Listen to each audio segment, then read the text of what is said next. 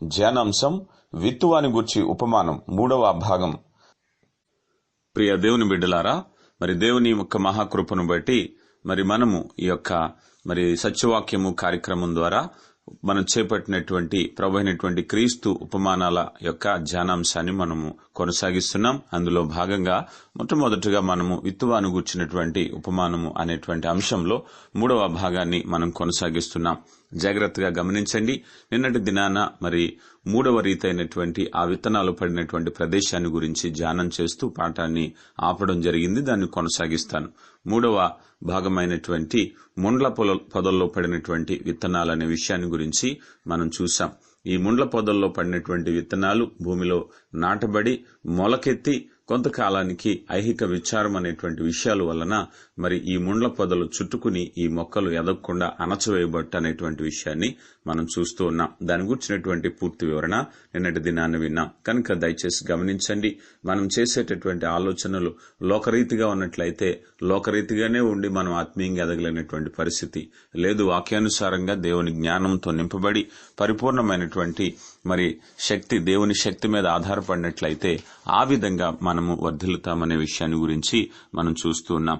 గలతీలకు రాయబడిన పత్రిక 6వ అధ్యాయము 7 నుంచి 9 వచనాలు మనం చూసినట్లయితే, గలతీలకు రాయబడిన పత్రిక 6వ అధ్యాయము 7 నుంచి 9 వచనాలు, మోసపోకుడి, దేవుడు విక్రింపబడు, మనుషుడు ఏమి విత్తునో ఆ పంటనే కోయును. ఏలయనగా ఆయన తన శరీరేచ్ఛలను బట్టి విత్తువాడు తన శరీరము నుండి క్షయమగు పంటను కోయును. ఆత్మను బట్టి విత్తువాడు ఆత్మ నుండి నిత్యము జీవమును పంట కోయును. కనుక ఆలోచన చేసినట్లయితే శరీరేచ్ఛలుగా విత్తువాడు ఈ భూమి మీద శరీరరీతిగా జీవించాలని ప్రయత్నం చేసేటటువంటి వాడు బహుశా వాడి యొక్క ప్రయత్నాల్లో సఫలపరచబడి ఈ భూమి మీద ధనికుడుగానో, ఈ భూమి మీద సౌందర్యవంతుడుగానో, ఈ భూమి మీద యొక్క భోగం అనుభవించేవాడుగానో తన యొక్క విజయం సాధించవచ్చు. కానీ వాడు శరీరరీతిగా జీవించాడు గనక శరీరరీతిగానే తన యొక్క ప్రయత్నాల్లో సఫలం పొందుతాడు. కానీ తర్వాత కాలంలో తన తీర్పు కూడా శరీరరీతిగానే తీర్పు పొంది శరీర కార్యాలు జరిగించువానిగా ఎంచబడి ఆ విధంగానే శిక్షలోనికి వెళతాడు. అలాగే ఆత్మరీతిగా ఎవరైతే జీవిస్తున్నారో అలాంటి ఆత్మరీతిగా జీవించేవారు నిత్యజీవం అనేటువంటి పంట కోస్తారు.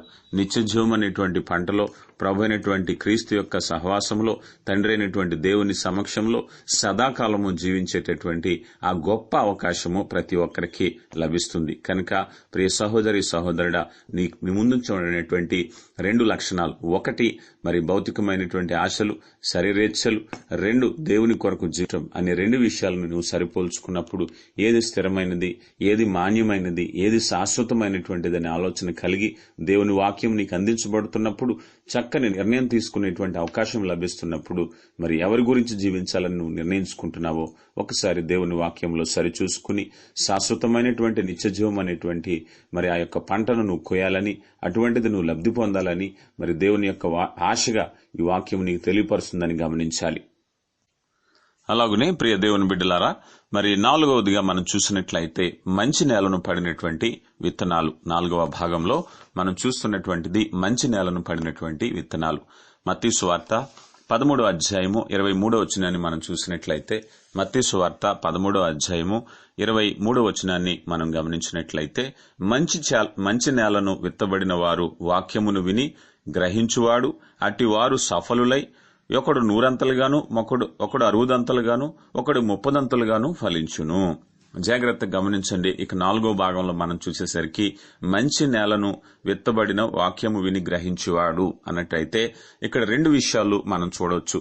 మంచి నేల అనేటువంటిది ఏం జరుగుతుందయ్యా అన్నట్లయితే, వారు ఆ వాక్యమును విని గ్రహించటము. మొట్టమొదటిగా జరిగేది ఏంటంటే వాక్యంలో ఉన్నటువంటి పరిపూర్ణ సత్యాన్ని గమనించటం. చాలా మంది చేసే పొరపాటు ఏంటంటే వాక్యంలో తమ అనుకూలమైనటువంటి విషయాలు తీసుకుంటారు గాని దేవుని వాక్యం ఉన్నదన్నట్టుగా తీసుకోవటానికి ఎవరు కూడా ఇష్టపడరు. ఎందుకంటే వారు మనసులను అలా కఠినపరుచుకుని వాత వేయబడినటువంటి మనస్సాక్షి గలవారై వారు తమ అనుకూలమైనటువంటి సమాచారాన్ని మాత్రమే గ్రహిస్తారు. కానీ నిజానికి ఇక్కడ చూసినట్లయితే మంచి నేలను పడినటువంటి విత్తనాలు అనేటువంటి విషయం ఏంటంటే వాక్యము విని గ్రహించటం, దేవుని వాక్యం ఉన్నట్టుగా గ్రహించేటటువంటి మంచి స్వభావం.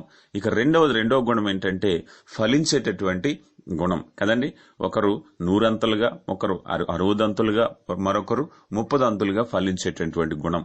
అంటే వాక్యము విని గ్రహించటము, ఫలించటం అనేటువంటి 2 విషయాలు చూస్తున్నాం కదండి.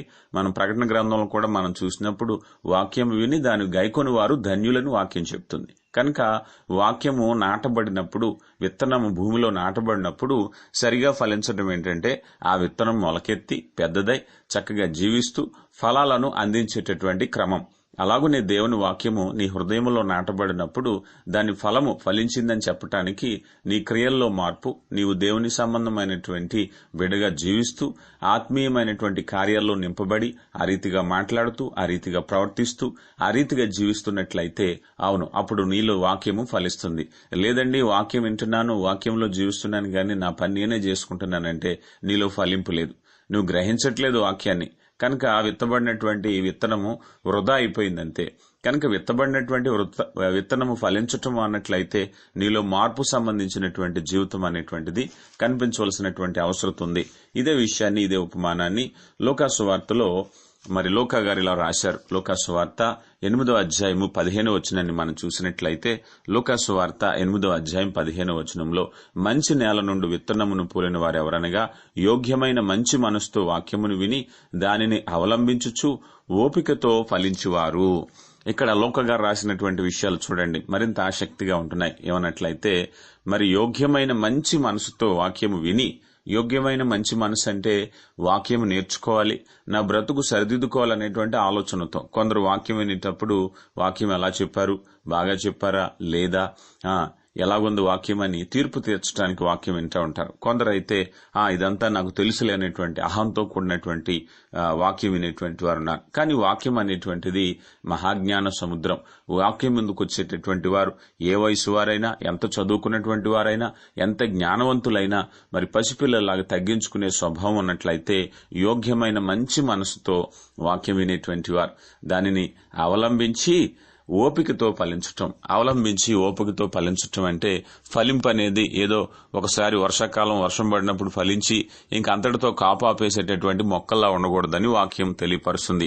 ఓపికతో ఫలించటం అంటే చాలా మంది విశ్వాసంలోకి వచ్చిన క్రొత్తలో, రక్షణ పొందినప్పుడు క్రొత్తలో చాలా ఆత్మీయంగా ఉండడం, తర్వాత మరలా లోకరీతిగా జీవించటం సాధారణంగా మనం చూస్తూ ఉంటాం. కానీ దేవుని వాక్యం చెప్తుంది కదా, ఓపికతో ఫలించటం కదండి. ఆకు వాలక తన కాలమందు ఫలమిచ్చు చెట్టు వలె కదండి. ఆకు వాడదంట, ఎప్పుడు కూడా పచ్చగా ఉంటుంది. ఎక్కడా నీటి కాలువ వారన నాటబడినదై. ఆ నీటి కాలువ ఏంటి? దేవుని వాక్యం. కనుక ఆ యొక్క నీటి ఎద్దడిని ఉండేటువంటి మొక్క ఎలా పచ్చగా ఉంటుందో అలాగనే ఈ విత్తబడినటువంటి మంచి నేలను విత్తబడినటువంటి ఈ వాక్యం, ఆ హృదయాలు, ఆ జీవితాలు ఎప్పుడు కూడా దేవుని సన్నిధిలో సంతోషంగా, దేవుని సన్నిధిలో దేవుని యందు భయభక్తులు కలిగి ఉండటం అనేటువంటిది మనం చూస్తూ ఉన్నాం. కనుక ప్రియ దేవుని బిడ్డలారా, అనునిత్యము దేవుని విషయంలో ఆసక్తి కలిగి ఉండేటువంటి బిడ్డలుగా, ఓపికతో ఫలించేటటువంటి బిడ్డలుగా ఉండాలని దేవుని యొక్క కోరిక. ఆ రీతిగా మంచి నేలను పడినటువంటి విత్తనాలు అనేటువంటి మాటను మనం చూస్తూ ఉన్నాం. కనుక ఈ విషయాన్ని గురించి బెరయా సంఘస్థులు చూసినట్లయితే వారు మంచి నేలను పడినటువంటి విత్తనాలుగా నాకు గుర్తొస్తూ ఉంటారు. అపోస్తుల కార్యాలు 17వ అధ్యాయం 11వ వచనాన్ని మనం చూసినట్లయితే అపోస్తుల కార్యాలు 17వ అధ్యాయం 11వ వచనంలో వీరు దెసలోనికలో ఉన్న వారి కంటే ఘనులై ఉండరు గనక ఆసక్తితో వాక్యమును అంగీకరించి పౌలు శీల చెప్పిన సంగతులు అలాగున్నవో లేదో అని ప్రతిదినము లేఖనములు పరిశోధించుచూ వచ్చిరి.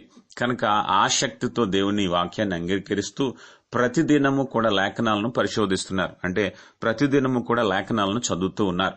కనుక మంచి నేలను పడేటువంటి విత్తనం అంటే మంచి యోగ్యమైనటువంటి స్వభావంతో ఆ యొక్క వాక్యాన్ని ఆపేక్షించేటటువంటి స్వభావం ఎక్కడ దొరుకుతుంది? ఆ వాక్యాన్ని ఎప్పుడు నేను వింటానా, ఆ మధురమైనటువంటి వాక్యంలో ఉన్నటువంటి ఆనందాన్ని నేను చూస్తాననేటువంటి ఆశ కలిగి వాక్యాన్ని వినడం. కొందరైతే వాక్యాన్ని వినేటప్పుడు ఈ యొక్క కాసేపు ఎప్పుడైపోతుంది, ఏదో వచ్చాం కదా, కాసేపు కూర్చుంటే వెళ్ళిపోతాం కదా, ఇంతటితో అయిపోయింది కదా అనేటువంటి భావంతో ఉంటారు. కానీ నిజానికి దేవుని వాక్యం దగ్గర వచ్చేసరికి యోగ్యమైన మంచి మనసు, నేను ఇంకా ఏదో నేర్చుకోవాలి, ఇది నాకు ఇష్టమైనటువంటి వాక్యము, దేవుని వాక్యము, ఇది నా జీవితాన్ని సరిదిద్దడానికి ఎంతో ఉపయోగపడేటువంటి సమాచారము అని ప్రేమించి యోగ్యమైన మంచి మనసుతో దేవుని వాక్యాన్ని విన్నట్లయితే అది ఎంతో ఆశీర్వాదకరం. అది మనల్ని ఫలింప చేస్తుంది. ఎలా ఫలింప చేస్తుందయ్యా అన్నట్లయితే ఓపికతో ఫలింప చేయటానికి అవకాశం ఉంటుంది. కనుక ప్రియ దేవుని బిడ్డలారా గమనించినట్లయితే మరి యోగ్యమైనటువంటి మంచి మనసుతో వాక్యం వినే స్వభావం మనకు కావాలని దేవుని వాక్యం మనకు తెలియపరుస్తుంది. మంచి నేలను పడినటువంటి విత్తనాలనే విషయాన్ని మనం చూస్తున్నప్పుడు మత్తయి సువార్త 13:23 మనం చదివినట్లుగా ఒకడు 100 ఒకడు 60 ఒకడు 30 ఫలించటం అనేటువంటి విషయాన్ని గురించి అపోస్తుడైనటువంటి పౌలు తన యొక్క సువార్త ప్రయాణంలో తన లేఖనాల్లో తన యొక్క లేఖల్లో చాలాసార్లు ప్రస్తావించి వచ్చారు. ఎందుకంటే తన సువార్త ఫలింపు అనేటువంటిది వాక్యమైనటువంటి వారిలో ఆయా సంఘాల్లో చూడటం అనేటువంటిది అపోస్తుడైనటువంటి పౌలు ఎంతగానో ఆసక్తిగా ఎదురు చూశారు. కొలసీ సంఘంలో రాస్తూ కొలసీలకు రాయబడినటువంటి పత్రికలో 1వ అధ్యాయము 5-6 వచనాలు మనం చూసినట్లయితే కొలసీలకు రాయబడిన పత్రిక 1వ అధ్యాయము 5-6 వచనాలు ఈ విధంగా వ్రాయబడినాయి. మీ వద్దకు వచ్చిన సువార్త సత్యమును గూర్చిన బోధ వలన ఆ నిరీక్షణను గురించి మీరు ఇంతకు ముందు వింటిరి. ఈ సువార్త సర్వలోకములో ఫలించుచు వ్యాపించుచున్నట్టుగా మీరు దేవుని కృపను గూర్చి విని సత్యముగా గ్రహించిన నాట నుండి మీలో సైతము ఫలించుచు వ్యాపించుచున్నది. కనుక జాగ్రత్తగా గమనించినట్లయితే ఆ కృపను గూర్చినటువంటి విని సత్యము గ్రహించటం అంటే యోగ్యమైనటువంటి మంచి మనసుతో దేవుని వాక్యాన్ని వినటము, అంగీకరించటం. కనుక గ్రహించిన నాట నుండి మీలో సహితము ఫలించుచు వ్యాపించుచున్నది. కనుక ఈ యొక్క వృద్ధి అనేటువంటిది 100 60 30 అనేటువంటి విషయాల్లో మనం చూస్తూ ఉన్నప్పుడు ఓపికతో ఫలించటం కదండి. అది ఎప్పుడు కూడా ఆపకుండా ఇక్కడ చూడండి, మీలో సైతము ఫలించుచు వ్యాపిస్తుంది. కనుక ఆ వృక్షము విత్తబడినటువంటి ఆ విత్తనము తాలూకా వచ్చినటువంటి మొక్క ఒకవైపు ఫలిస్తుంది, ఒకవైపు వ్యాపిస్తుంది. ఫలించటము అంటే తన ఆత్మ ఫలాలు తన జీవితాన్ని సరిదిద్దుకుంటూ, వ్యాపించటము అంటే తన నుంచి మరొకరికి, తన కుటుంబ సభ్యులకు, స్నేహితులకు, తన గ్రామానికి ఈ యొక్క సువార్తం అనేటువంటిది వ్యాపించటం. కనుక ఈ యొక్క విషయంలో మనం జాగ్రత్తగా ఆలోచన చేసినట్లయితే ఓపికతో ఫలించుట, దేవుని వాక్యం విన్నటువంటి వారు విని విడిచిపెట్టేటువంటి స్వభావం, దుష్టమైన స్వభావం లేకుండా మంచి నేలను, యోగ్యమైనటువంటి మంచి మనసుతో వాక్యం వినేటువంటి జాగ్రత్త మనం కలిగి ఉండాలి. ఈ సమయంలో వాక్యం వినేటువంటి మనం ఆలోచన చేసినట్లయితే ఈ యొక్క మంచి నేలను పడి విత్తనములు అనేటువంటి విషయం ద్వారా మనం తెలుసుకునేది ఏంటంటే, కేవలము వింటున్నామా లేదా, లేకపోతే ఆ యొక్క కార్యక్రమాలకి హాజరవుతున్నామా లేదా అనే విషయం కంటే విన్నటువంటి దానిని యోగ్యమైన మంచి మనసుతో మనం అంగీకరించి గ్రహిస్తున్నామా, తద్వారా ఫలిస్తున్నామా అనే విషయాలను గురించి మనం జాగ్రత్తగా ఆలోచన చేయాలి. రోమీలకు రాయబడినటువంటి పత్రికలో కూడా 1వ అధ్యాయం 13వ వచనంలో ఈ విధంగా ఉంది, సహోదరులారా, నేను ఇతరులైన అన్యజనుల్లో ఫలము పొందినట్లు మీలో కూడా ఫలమేదైనను పొందవలనని అనేక పర్యాయములు మీ వద్దకు రానుద్దేశించితిని గాని ఇది వరకు ఆటంకపరచబడితిని. ఇది మీకు తెలియకుండుట నాకిష్టం లేదు. రోమా సంఘానికి కూడా తెలియపరుస్తూ, సహోదరులారా, నేను ఇతరులైనటువంటి అన్యజనుల్లో ఫలం పొందినట్లు. అన్యజనుల్లో అపోస్తుడైనటువంటి పౌలు ఫలం పొందాడు. ఎలా ఫలం పొందాడు అని ఆలోచన చేసినట్లయితే, అపోస్తుడైనటువంటి పౌలు విత్తనాలు విత్తుతున్నాడు. తన దగ్గర ఉన్నటువంటి వాక్యము, మరి ఆయన దేవుని వలన పొందినటువంటి ఆ వాక్యాన్ని అనేక ప్రాంతాల్లో విత్తుతూ ఉన్నాడు. అలా విత్తుతున్నప్పుడు ఎవరైతే ఆ వాక్యము యోగ్యమైన మంచి మనసుతో అంగీకరించి రక్షణ పొందారో, అంటే ఫలించారో, వారు వెంటనే నమ్మి అంగీకరించి రక్షణ పొంది వారు వాక్యంలో స్థిరంగా ఉంటూ కొనసాగుతూ ఓపికతో ఫలిస్తూ ఉన్నట్లయితే అప్పుడు అపోస్తుడైన పౌలు అనుకుంటున్నాడు, నేను నాటబడినటువంటి విత్తనాలు మొలకెత్తాయి, ఫలించాయి. కనుక ఇప్పుడు అపోస్తుడైన పౌలు రోమా సంఘంతో అంటున్నాడు కదా, నేను అన్యజనుల్లో ఫలం పొందినట్లు, నేను అన్యజనుల్లోకి వెళ్లి సువార్త ప్రకటించినప్పుడు అక్కడ నేను ఫలం పొందాను. అలాంటిది ఏదైనా సరే మీ వలన కూడా నేను చూడాలనుకుంటున్నాను. కనుక మీ వలనైన ఫలం ఏదైనా నేను పొందాలని ఆశిస్తున్నాను. మీరేం ఫలం పొందుతున్నారు? కేవలం రక్షణ పొంది ఉండిపోయారా, లేకపోతే మీ నుంచి సువార్తను అనేక మందికి పంచుతున్నారా, సహవాసాన్ని అభివృద్ధి పరుస్తున్నారా? మీరే స్థాయిలో దేవుని వాక్యంలో ఎదిగారన్నది నేను వచ్చి చూడాలనుకుంటున్నాను. అప్పుడు నేను చెప్పగలను, మీరు 30 ఫలించారా, 60 ఫలించారా, 100 ఫలించారా, యోగ్యమైనటువంటి మంచి మనసుతో వాక్యాన్ని అంగీకరించి ఓపికతో ఫలిస్తున్నారా, లేక ఫలింపలేకుండా ఉంటున్నారా ఏంటన్నది నేను చూడాలనుకుంటున్నాను. కానీ మీ నుంచి ఫలం అయితే నేను ఆశిస్తున్నాను. అనేక మంది అన్యజనుల్లో నేను అట్టి ఫలాన్ని నేను చూశాను. అలాంటిది మీలో కూడా చూడాలని నేను ఆశపడుతున్నానని అపోస్తుడైనటువంటి పౌలు రోమీ సంఘంతో మాట్లాడుతున్నారు. అపోస్తుడైనటువంటి పౌలు తను చెప్పినటువంటి ఫలము అనేటువంటి విషయాన్ని ఇంకా లోతుగా మనం ఆలోచన చేసినట్లయితే ఆ వాక్యంలో ఇదే యొక్క రోమపత్రికలో మనం చూద్దాం. రోమిలకు రాయబడిన పత్రిక 6వ అధ్యాయము 22వ వచనంలో, రోమిలకు రాయబడిన పత్రిక 6వ అధ్యాయము 22వ వచనంలో, ఆయనను ఇప్పుడు పాపము నుండి విమోచింపబడి దేవునికి దాసులైనందున పరిశుద్ధత కలుగుటియే మీకు ఫలము, దానిని అంతము నిత్య జీవము. ఆలోచన చేసినట్లయితే మంచి విత్తనాలు, మంచి నేలను పడినటువంటి విత్తనాలు ఫలాలు ఫలించటం అనేటువంటి విషయంలో ఒక ఉదాహరణగా ఆయన చెప్తున్నారు. ఏమన్నట్లయితే 22వ వచనంలో మనం చూసినట్లుగా పరిశుద్ధత అనేటువంటి విషయాన్ని మనం చూస్తాం. పరిశుద్ధత కలుగుటియే మీకు ఫలము. ఇంతకు మునుపు అయితే శరీరం యొక్క కోరికలతో, శరీరాశలతో జీవించేటటువంటి వారు ఇప్పుడు పరిశుద్ధత అనేటువంటి జీవితాన్ని అవలంబించారు. పరిశుద్ధులుగా పిలువబడుతున్నారు. క్రీస్తును ధరించుకున్న వారుగా, ప్రాచీన స్వభావాన్ని విడిచిపెట్టిన వారుగా, నూతన పురుషుని ధరించుకున్నటువంటి వారుగా పరిశుద్ధులుగా పిలువబడుతున్నారు. ఈ పరిశుద్ధత అనేటువంటిది వారు ధరించుకోవడానికి గల కారణం ఏంటి అన్నట్లయితే వారిని వాక్యం మార్చింది. వారు తమ శరీరం యొక్కయు మనసు యొక్కయు కోరికల ప్రకారంగా జీవిస్తున్నటువంటి క్రమంలో దేవుని వాక్యం చేత పట్టబడ్డారు. దేవుని వాక్యాన్ని యోగ్యమైన మంచి మనసుతో అంగీకరించారు, ఆలకించారు.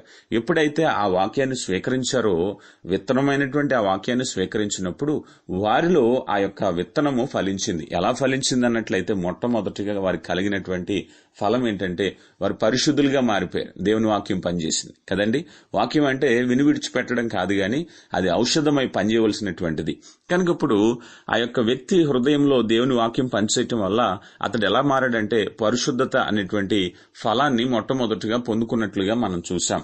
కనుక దేవుని వాక్యం వలన కలిగేటువంటి ఫలము అని మనం చెప్పొచ్చు. ఇదే రోమిలకు రాయబడిన పత్రిక 15వ అధ్యాయము 27వ వచనాన్ని మనం చూసినట్లయితే, రోమిలకు రాయబడిన పత్రిక 15వ అధ్యాయము 27వ వచనాన్ని మనం చూసినట్లయితే, అవును, వారిష్టపడి దానిని చేసిరి, వారు వీరికి రుణస్థులు. ఎట్లనగా అన్యజనులు వీరి ఆత్మ సంబంధమైన విషయంలో పాలివారై ఉన్నారు గనక శరీర సంబంధమైన విషయంలో వీరికి సహాయం చేయబద్దులమై ఉన్నాం. ఈ పని ముగించి ఈ ఫలమును వారికి అప్పగించి నేను మీ పట్టణం మీదుగా స్పెయిన్కు ప్రయాణము చేతును.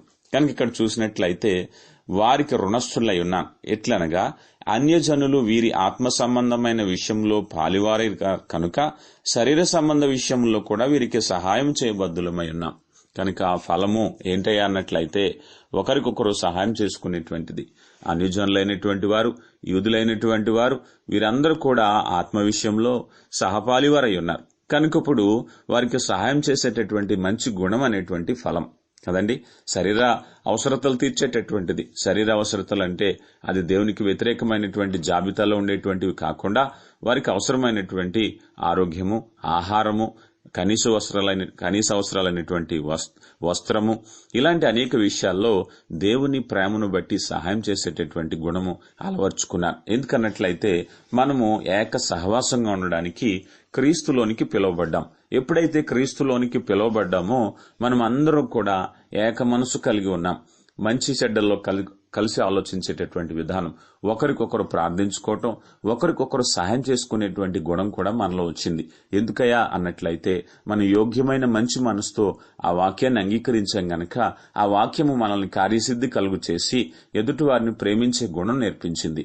కష్టాల్లో ఉండేటువంటి వారికి సహాయం చేసేటటువంటి గుణం నేర్పించింది. కనుక ఇదొక ఫలంగా మనం చూస్తున్నాం.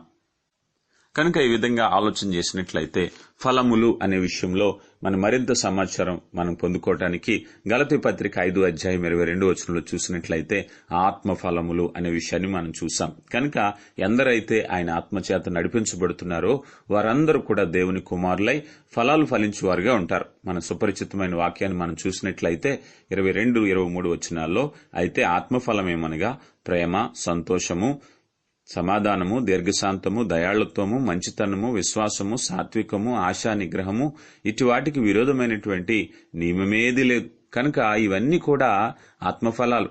ఈ ఆత్మఫలాలు అనేటువంటివి మనం ఫలించటానికి మంచి హృదయముతో యోగ్యమైన మనసుతో వాక్యాన్ని ఎప్పుడైతే అంగీకరించామో నాటబడినటువంటి విత్తనము మనలో ఫలాలను కలిగిస్తుంది. ఆ ఎలాంటి ఫలాలయ్యా అన్నట్లయితే ప్రేమ అనే ఫలం వస్తుంది, సంతోషం అనే ఫలం వస్తుంది, సమాధానం అనే ఫలం వస్తుంది, దీర్ఘశాంతము, దయాళత్వం, మంచితనం, విశ్వాసము, సాత్వికము అనేక ఫలాలు ఫలించేస్తాం. ఈ ఫలాలన్నీ కూడా చాలాసార్లు చాలా మంది అనుకుంటారు కదా, అరాకొర వాక్యం విని కొద్దిసేపు ప్రార్థనలో గడిపి నేను మంచి ఫలాలు ఫలించాలంటే సాధ్యమయ్యే పని కాదు.